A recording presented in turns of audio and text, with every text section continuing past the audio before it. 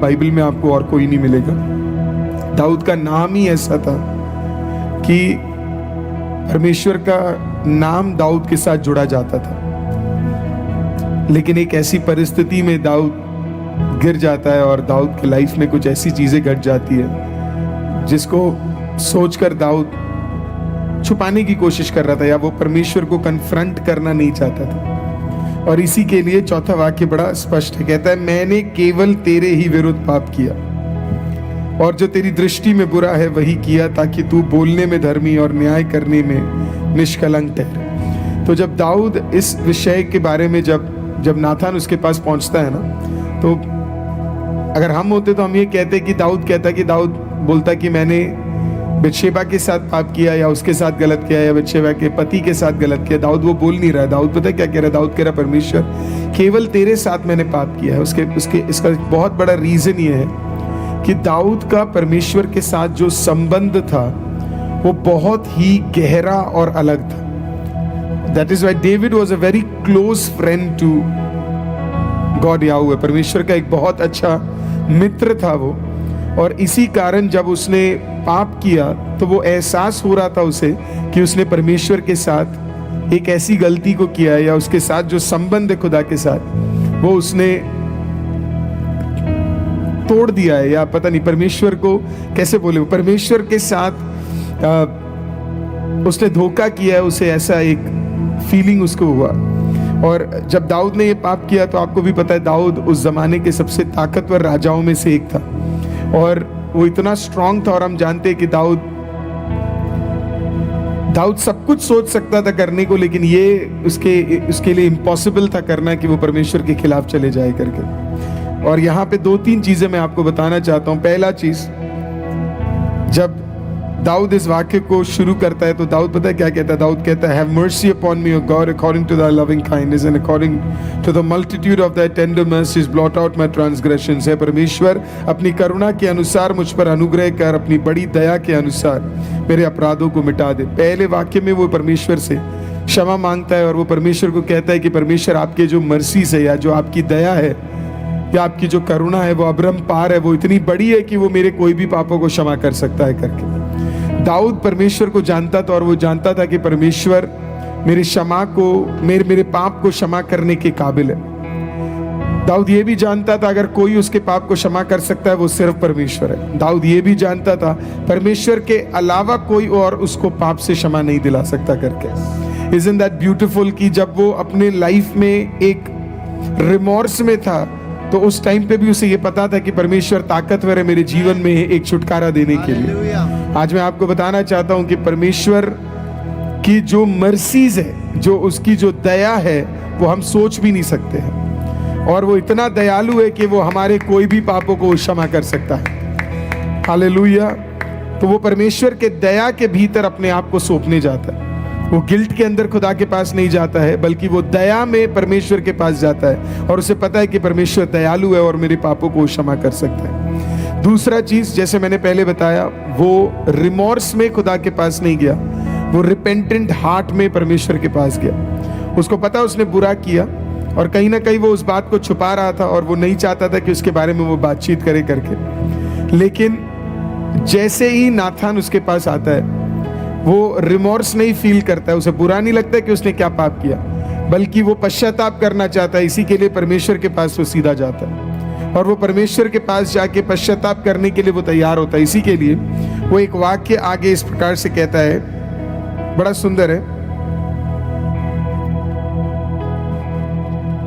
9वां वाक्य से अगर हम पढ़ेंगे, 9th वर्स से हम लोग पढ़ेंगे तो उसमें लिखा है, आप अपना मुख मेरे पापों की ओर से फेर ले और मेरे सारे अधर्म के कामों को मिटा डाल।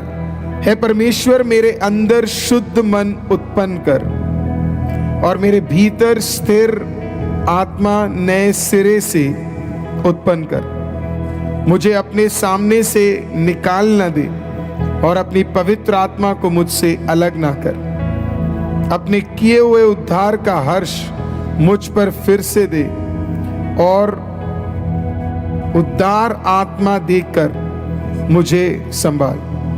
तब मैं अपराधियों को तेरे मार्ग सिखाऊंगा और पापी तेरी ओर फिरेंगे। है परमेश्वर, हे मेरे उद्धार करता परमेश्वर, मुझे हत्या के अपराध से छुड़ा ले, तब मैं तेरे धर्म का जय जयकार करने पाऊंगा।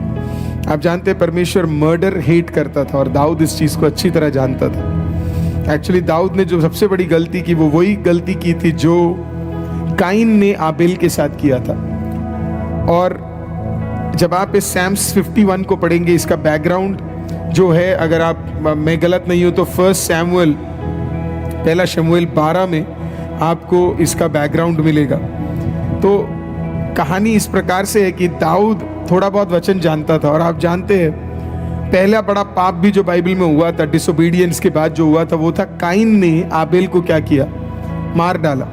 और जब काइन ने आबेल को मार डाला तो बाइबल बताती है कि आबेल का लहू पुकार रहा था और बार बार कह रहा था कि इसने मेरे साथ धोखा किया, इसने मेरे साथ धोखा किया है करके।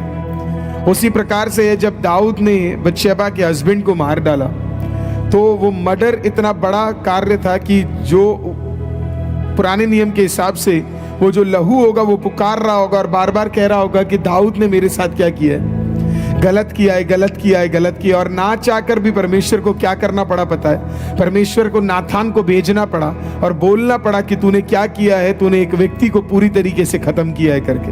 और ये भरी प्रजा के सामने हो रहा है। और जब दाऊद खुदा के पास जाता है वो मर्सी के साथ जाता है, लेकिन उसके बाद वो परमेश्वर को पता है क्या कहता है, वो कहता है create in me a clean heart O Lord. परमेश्वर मेरे अंदर एक शुद्ध मन का उत्पन्न कर, create in me a clean heart O God, है ना। उसका जो दिल था शायद वो खराब हो गया था, वो परमेश्वर के पास नहीं जा पा रहा था, तो इसके लिए परमेश्वर को कहता है परमेश्वर मेरे अंदर एक शुद्ध मन को उत्पन्न कर और मेरे भीतर स्थिर आत्मा नए सिरे से उत्पन्न कर। इंग्लिश में there is a song also like this, create in me a clean heart, O God, and renew right spirit within me. Create in me a clean heart, O God, and renew right spirit within me. Cast me not away from thy presence, O God, and take not thy Holy Spirit from me. Restore unto me the joy of thy salvation, and renew right spirit within me. Restore unto me the joy of thy salvation, and renew right spirit within me. मैं नहीं जानता अपने बचपन में एक गीत सुना है कि नहीं, create in me a clean heart, O God, and renew right spirit within me. Create in me a clean heart, O God, and renew right spirit within me. Cast me not away from thy presence, O God, and take not thy Holy Spirit from me. Restore unto me the joy of thy salvation, and renew right spirit within me. Restore unto me the joy of thy salvation, and renew right spirit within me. Restore unto me the joy of thy salvation, and renew right spirit within me. Restore unto me the joy of thy salvation, and renew right spirit within me. क्या क्या उसने प्रार्थना की है? पहला प्रार्थना, create in me a clean heart O Lord. पहला उसने कहा परमेश्वर मुझे एक नया मन दे। पहला प्रार्थना उसका ये था। आज अगर हमें पश्चाताप करना है तो खुदा बाप से पहली चीज जो हमें मांगनी वो ये है, परमेश्वर मेरे अंदर एक नए मन को दे। दूसरा प्रार्थना उसने किया, परमेश्वर मुझे अपनी उपस्थिति से दूर ना कर। दाऊद परमेश्वर के प्रेजेंस के वैल्यू को समझता था, तो उसने परमेश्वर को कहा, परमेश्वर मुझे अपने प्रेजेंस से दूर मत कर। मुझे तेरे प्रेजेंस की जरूरत है, तो उस प्रेजेंस से मुझे दूर मत कर। पहला उसने कहा परमेश्वर मुझे एक नया मन दे। दूसरा कहा परमेश्वर अपने प्रेजेंस से मुझे दूर मत कर। तीसरा उसने कहा अपने उद्धार का ताकत या उद्धार का जो आनंद है तू मेरे अंदर फिर से दे। उद्धार में जो आनंद है, तेरा जो आनंद है, तू मुझे उसमें दे। और चौथा उसने कहा अपनी पवित्र आत्मा को मुझसे अलग मत कर। Do not take your Holy Spirit from me. मेरे अंदर से अपने पवित्र आत्मा को मत ले। चार चीजें प्रभु के दास ने वहां पे कहा। There are 4 things that he mentioned there. एक और बात देखते हैं। पहला जो उसने वहां पे मेंशन किया, उसने कहा परमेश्वर मुझे एक नया हृदय दे। कौन सा हृदय के बारे में बोल रहा है? ऐसा हृदय जो तेरे साथ वफादार रहे, ऐसा हृदय जो तेरे उपस्थिति में धर्मी रहे। मुझे ऐसा हृदय दे। So create in me a clean heart. एक हार्ट खुदा बाप जो तेरे उपस्थिति में धर्मी हो, जो तेरे लिए सही हो, जो तेरे में विश्वास योग्य हो, ऐसा एक हृदय दे।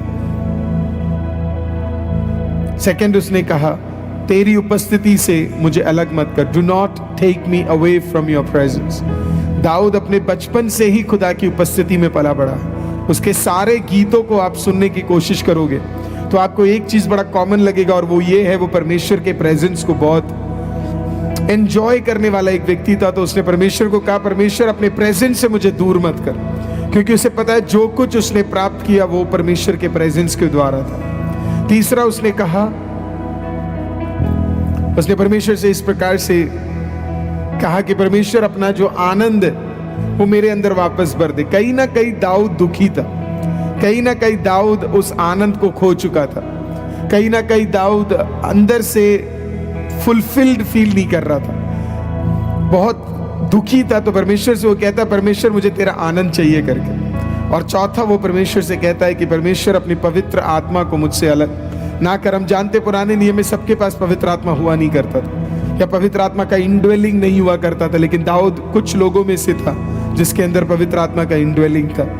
और वो कहता है परमेश्वर से कि परमेश्वर अपने इनड्वेलिंग को क्या कर, है ना, मेरे अंदर से अलग मत कर। वो जो एक्सपीरियंस तूने पवित्र आत्मा का मुझे दिया है उससे मुझे अलग ना कर करके। और यही चार चीजें अगर आज हमें खुदा बाप के सामने जाना है, और अगर आज हमें खुदा बाप से कुछ चीज मांगना है, तो मुझे लगता है आज परमेश्वर से हम भी खुदावंद की उपस्थिति में जा सकते हैं। और खुदावंद से अगर हमें कोई क्षमा मांगना है तो this is such a perfect way to tell God that we are sorry, है ना। कभी कभी परमेश्वर के पास हमें सिर्फ इतना ही बोलना है कि लॉर्ड आई एम सॉरी, मुझे माफ कर जो गलतियों को मैंने किया है। अगर आज आप प्रार्थना कर रहे हो और आपको लगता है कि कुछ चीजें हैं जिसके लिए आपको परमेश्वर से माफी मांगनी है, तो this such a wonderful day. 1 महीने बाद हम खुदा के पास, 1 महीने हो गए हमें खुदा की उपस्थिति में प्रार्थना करते हुए, और आज हम भी खुदावंद की उपस्थिति में अगर कुछ क्षमाओं को हमें मांगना है, तो this is such a perfect time to ask God for forgiveness. तो अगर आपके जीवन में अगर ऐसी कोई चीज़ है जिसको लेकर आप क्षमा मांगना चाहते हैं, तो अभी ये समय है खुदा की उपस्थिति में जाकर क्षमा मांगने के लिए। तो आइए खुदा की उपस्थिति में एक और बार उस गीत को गा के खुदावंद के सामने कहेंगे, क्रिएट इन